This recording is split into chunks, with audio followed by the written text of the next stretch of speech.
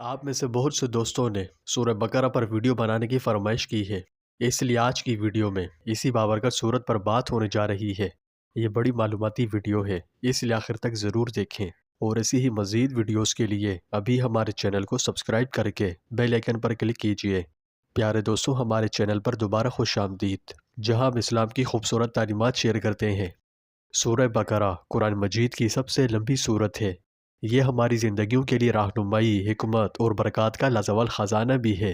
روزمرہ کے مسائل کے حل سے لے کر برائیوں سے حفاظت تک یہ سورت ہم سب کے لیے اللہ سبحانہ و تعالیٰ کی طرف سے ایک تحفہ ہے، اور بہت سے احکام و ہدایات کا مجموعہ بھی ہے۔ اس سورت میں گائے کے متعلق بنی اسرائیل کا واقعہ آیا ہے۔ بقرہ کا مطلب ہے گائے اور بیل۔ اسی مناسبت سے اس سورت کا نام بقرہ ہے۔ آپ سوچ سکتے ہیں کہ یہ نام کیوں؟ تو دیکھیں، یہ نام اس لیے ہے کہ سورت میں آیت نمبر 67 سے 73 میں گائے کے واقعے کا ذکر ملتا ہے۔ تو واضح رہے کہ قرآن مجید کی ہر سورت میں اس قدر وسیع مضامین بیان ہوئے ہیں کہ ان کے لیے مضمون کے لحاظ سے جامع عنوانات تجویز نہیں کیے جا سکتے۔ عربی زبان اگرچہ لغت کے اعتبار سے نہایت مالدار ہے، مگر بہرحال ہے تو انسانی زبان ہی۔ انسان جو زبانیں بولتا ہے وہ اس قدر تنگ اور محدود ہے کہ وہ اسے الفاظ یا فقرے فراہم نہیں کر سکتی جو ان وسیع مضامین کے لیے جامع عنوان بن سکتے ہوں۔ اس لیے نبی کریم صلی اللہ علیہ وسلم نے اللہ تعالیٰ کی رہنمائی سے قرآن کی بیشتر صورتوں کے لیے عنوانات کے بجائے نام تجویز فرمائے جو محض علامت کا کام دیتے ہیں۔ اس سورت کو بقرہ کہنے کا مطلب یہ نہیں ہے کہ اس میں گائے کے مسئلے پر بحث کی گئی، بلکہ اس کا مطلب صرف یہ ہے کہ وہ سورت جس میں گائے کا ذکر آیا ہے۔ پیارے دوستوں، سورت کی زیادہ تر آیات آپ صلی اللہ علیہ وآلہ وسلم کے مدینہ ہجرت فرمانے کے بعد ابتدائی دور میں نازل ہوئی ہے، لیکن بعض آیات بالکل آخری دور کی بھی ہیں، جیسے حرمت سود سے متعلق آیات۔ بہرحال یہ سورت مدنی ہے۔ یہ مضامین کی وسعت اور جامعیت کے اعتبار سے قرآن مجید کی عظیم سورتوں میں سے ایک ہے۔ بعض اہل علم نے لکھا ہے کہ سورت میں 1000 خبریں، 1000 امر اور 1000 نہیں ہے۔ اس میں مسلمانوں، کفر پر جمے ہوئے لوگوں اور منافقین تینوں سے خطاب کرنے کے علاوہ اہل کتاب یعنی یہودیوں اور عیسائیوں سے خاص طور پر خطاب کیا گیا ہے، اور نماز و زکوٰۃ کی فرضیت، جادو کرنے کی حرمت، قانون قصاص، احکام و وصیت، روزے کے احکام، چاند کی تاریخ کا معتبر ہونا، جہاد اور حج عمرے کے مسائل، شراب اور جوئے کی مذمت، یتیموں سے متعلق تنبیہات، نکاح اور میاں بیوی کے تعلق سے متعلق بعض قوانین، طلاق، رضاعت، عدت اور مہر سے متعلق ہدایات، ایلہ اور قسم کے احکام بیان کیے گئے ہیں۔ اور قرآن مجید کی سب سے لمبی آیت سورہ بقرہ کی آیت نمبر 282 ہے، جس کا تعلق دین کی دستاویز سے ہے۔ یہ بھی اسی صورت میں ہے جس کو آیت مدانیت کہتے ہیں، اور ساتھ ہی آیت الکرسی اور وہ آخری 2 آیات جن کی خاص فضیلت ہے اسی میں شامل ہے۔ احادیث میں سورت کے بہت سے فضائل ہیں۔ حضرت بریدہ رضی اللہ عنہ سے روایت ہے کہ رسول اللہ صلی اللہ علیہ وآلہ وسلم نے فرمایا، سورہ بقرہ سیکھو، اس کا حاصل کرنا برکت ہے اور اسے چھوڑنا ندامت اور محرومی ہے۔ حضرت ابو ہریرہ رضی اللہ عنہ بیان کرتے ہیں کہ رسول اللہ صلی اللہ علیہ وسلم نے فرمایا، اپنے گھروں کو قبرستان نہ بناؤ۔ شیطان اس گھر سے بھاگتا ہے جس میں سورہ بقرہ پڑھی جاتی ہے۔ تو اس سے معلوم ہوا کہ سورت کے پڑھنے کا خاص طور پر گھروں میں اہتمام کرنا چاہیے۔ سیدنا موکل بن یسار رضی اللہ عنہ فرماتے ہیں کہ رسول اللہ صلی اللہ علیہ وآلہ وسلم نے فرمایا، سورہ بقرہ قرآن کا کوہان ہے، اور اس کی بلندی کا یہ عالم ہے کہ اس کی ایک ایک آیت کے ساتھ 80 فرشتے نازل ہوتے تھے، اور بالخصوص آیت الکرسی تو خاص عرش کے سائے تلے نازل ہوئی اور اس سورت میں شامل کی گئی۔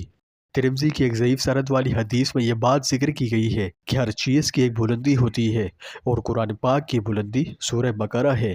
اس سورت میں ایک آیت ہے جو تمام آیتوں کی سردار ہے، اور وہ آیت آیت الکرسی ہے۔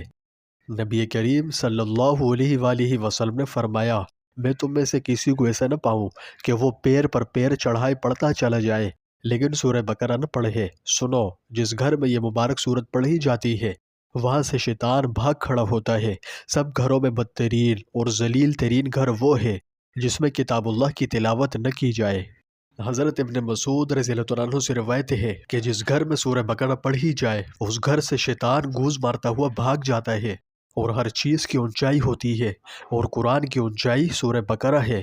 ہر چیز کا ماصل ہوتا ہے، اور قرآن کا ماصل مفصل صورتیں ہیں۔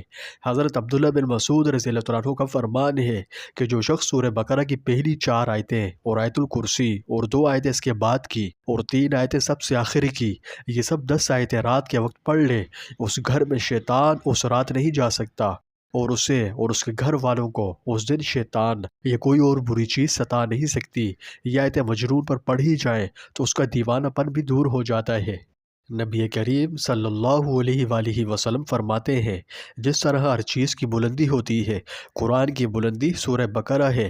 جو شخص رات کے وقت اسے اپنے گھر میں پڑھے، 3 راتوں تک شیطان اس گھر میں نہیں جا سکتا، اور دن کو اگر گھر میں پڑھ لے تو 3 دن تک شیطان اس گھر میں قدم نہیں رکھ سکتا۔ ایک روایت میں ہے کہ نبی کریم صلی اللہ علیہ وآلہ وسلم نے ایک چھوٹا سا لشکر ایک جگہ بھیجا، اور اس کی سرداری آپ نے انہیں دی جنہوں نے فرمایا تھا کہ مجھے سورہ بقرہ یاد ہے۔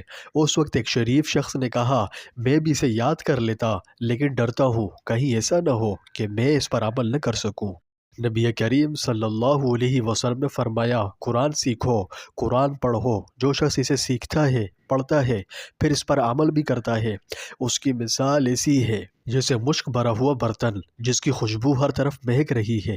اسے سیکھ کر سو جانے والوں کی مثال اس برتن کی سی ہے جس میں مشک تو بھرا ہوا ہے لیکن اوپر سے منہ بند کر دیا گیا ہے۔ صحیح بخاری میں ہے کہ سیدنا اسید بن حضیر رضی اللہ عنہ نے ایک مرتبہ رات کو سورہ بقرہ کی تلاوت شروع کی۔ ان کا گھوڑا جو ان کے پاس ہی بندھا ہوا تھا، اس نے اچھلنا کودنا اور بھدکنا شروع کیا۔ آپ نے قرات چھوڑ دی، گھوڑا بھی سیدھا ہو گیا۔ آپ نے پھر پڑھنا شروع کیا، گھوڑے نے بھی پھر بھدکنا شروع کیا۔ آپ نے پھر پڑھنا موقوف کیا، گھوڑا بھی ٹھیک ٹھاک ہو گیا۔ تیسری مرتبہ بھی یہی ہوا۔ چونکہ ان کے صاحبزادے یحییٰ گھوڑے کے پاس ہی لیٹے ہوئے تھے، اس لیے ڈر معلوم ہوا کہ کہیں بچے کو چوٹ نہ آ جائے۔ قرآن کا پڑھنا بند کر کے اسے اٹھا لیا، آسمان کی طرف دیکھا کہ جانور کے بھدکنے کی کیا وجہ ہے۔ پھر صبح نبی کریم صلی اللہ علیہ وسلم کی خدمت میں آ کر واقعہ بیان کرنے لگے۔ آپ سنتے جاتے اور فرماتے جاتے ہیں، پھر اسید پڑھتے چلے جاؤ۔ سیدنا اسید رضی اللہ عنہ نے کہا، یا رسول اللہ، تیسری مرتبہ کے بعد تو یحییٰ کی وجہ سے میں نے پڑھنا بالکل بند کر دیا۔ اب جو نگاہ اٹھی تو دیکھتا ہوں کہ ایک نورانی چیز سایہدار ابر کی طرح ہے، اور اس میں چراغوں کی طرح کی روشنی ہے۔ بس میرے دیکھتے ہی دیکھتے وہ پر کوٹ گئی۔ آپ نے فرمایا، جانتے ہو یہ کیا چیز تھی؟ یہ فرشتے تھے جو تمہاری آواز کو سن کر قریب آ گئے تھے۔ اگر تم پڑھنا موقوف نہ کرتے تو وہ صبح تک یوں ہی رہتے اور ہر شخص اسے دیکھ لیتا، وہ کسی سے نہ چھپتے۔ اسی کے قریب قریب واقعہ سیدنا ثابت بن قیس بن شماس رضی اللہ عنہ کا ہے کہ ایک مرتبہ لوگوں نے نبی کریم صلی اللہ علیہ وسلم سے کہا کہ گزشتہ رات ہم نے دیکھا ساری رات ثابت رضی اللہ عنہ کا گھر نورگا بکا بنا رہا ہے اور چمکدار روشن چراغوں سے جگمگاتا رہا۔ نبی صلی اللہ علیہ وسلم نے فرمایا، شاید انہوں نے رات کو سورہ بقرہ پڑھی ہوگی۔ جب ان سے پوچھا گیا تو انہوں نے کہا، سچ ہے، رات کو میں سورہ بقرہ کی تلاوت میں مشغول تھا۔ پیارے دوستو، نبی کریم صلی اللہ علیہ وسلم فرماتے ہیں، سورہ بقرہ سیکھو، اس کو حاصل کرنا برکت ہے اور اس کا چھوڑنا حسرت ہے۔ جادوگر اس کی طاقت نہیں رکھتے۔ پھر کچھ دیر چپ رہنے کے بعد فرمایا، سورہ بقرہ اور سورہ آل عمران سیکھو، یہ دونوں نورانی صورتیں ہیں، اپنے پڑھنے والے پر سائبان یا بادل یا پرندوں کے جھنڈ کی طرح قیامت کے روز سایہ کریں گی۔ قرآن پڑھنے والا جب قبر سے اٹھے گا تو دیکھے گا کہ ایک نوجوان نورانی چہرے والا شخص اس کے پاس کھڑا ہوا کہتا ہے کہ کیا آپ مجھے جانتے ہیں؟ یہ کہے گا نہیں، تو وہ جواب دے گا کہ میں قرآن ہوں جس نے دن کو تجھے بھوکا پیاسا رکھا تھا اور راتوں کو بستر سے دور بیدار رکھا تھا۔ ہر تاجر اپنی تجارت کے پیچھے ہے، لیکن آج سب تجارتیں تیرے پیچھے ہیں۔ اب اس کے رہنے کے لیے سلطنت اس کے دائیں ہاتھ میں دی جائے گی اور ہمیشہ کے فائدے اس کے بائیں ہاتھ میں۔ اس کے سر پر وقار و عزت کا تاج رکھا جائے گا۔ اس کے ماں باپ کو 2 ایسے عمدہ اور قیمتی تاج پہنائے جائیں گے کہ ساری دنیا بھی اس کی قیمت کے سامنے ہیچ ہوگی۔ وہ حیران ہو کر کہیں گے کہ آخر اس رحم و کرم اور اس انعام و اکرام کی کیا وجہ ہے؟ تو انہیں جواب دیا جائے گا کہ تمہارے بچے کو قرآن پڑھنے اور اس پر عمل کرنے کی وجہ سے تم پر یہ نعمت انعام کی گئی۔ پھر اسے کہا جائے گا، پڑھتا جا اور جنت کے درجے چڑھتا جا۔ چنانچہ وہ پڑھتا جائے گا اور درجے چڑھتا جائے گا، خواہ ترتیل سے پڑھے یا بے ترتیل۔ ایک روایت میں ہے کہ جب کسی گھر میں سورہ بقرہ کی تلاوت کی جائے تو شیطان 3 دن تک اس گھر میں داخل نہیں ہو سکتا۔ سبحان اللہ۔ کیا زبردست اعزاز ہے! اپنے گھروں کو برے اثرات سے محفوظ رکھنے کا اس سے بہتر اور آسان طریقہ کیا ہو سکتا ہے؟ لہٰذا اپنے گھروں میں اس سورت کی تلاوت کا خوب ذوق و شوق سے اہتمام کیجیے۔ تو پیارے بھائیوں اور بہنوں، سورہ بقرہ قرآن مجید کی سب سے بڑی سورت ہے۔